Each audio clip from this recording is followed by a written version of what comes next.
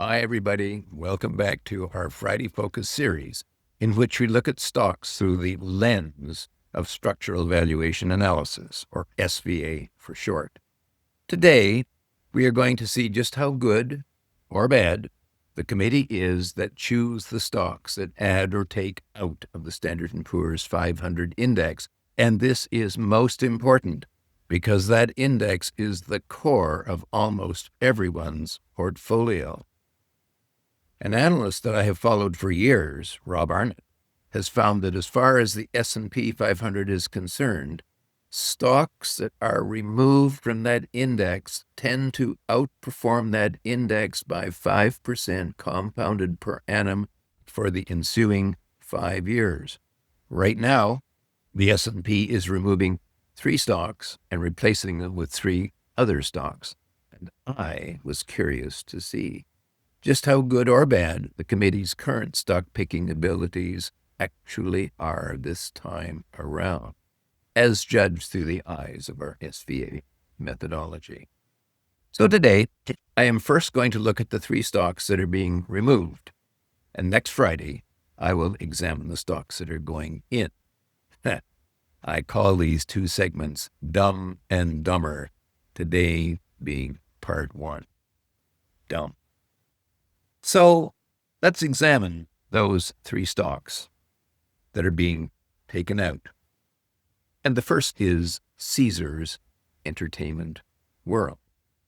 Well, Caesars Entertainment World was actually included in the index in March of 2021. Well, that is right here. And now, after a decline of some 79%, the stock is being removed. Well, the stock has fallen from 3.5 times book to 1 times book.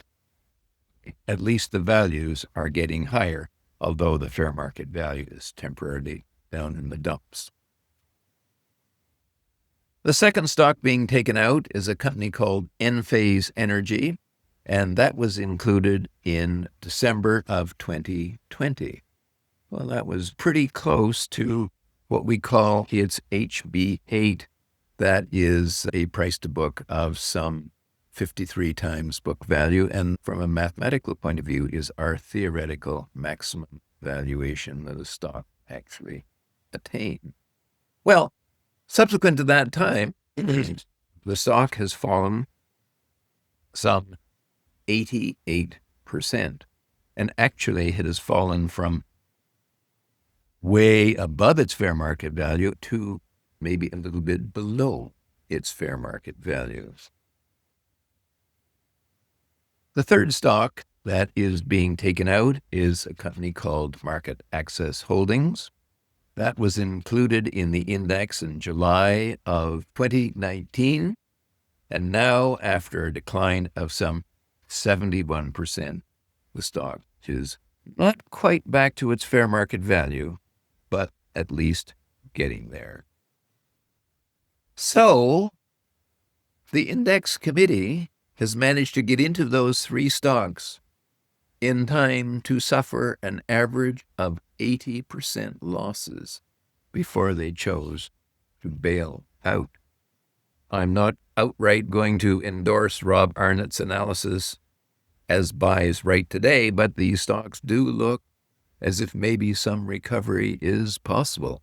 I'm just saying, though not promising anything. So now we know, or think we do, that the S&P Selection Committee is not particularly good at choosing when to sell. Next week, we're going to see how good they are at choosing stocks to buy. Will there be some promise or more disappointment? Tune in next Friday and we'll find out.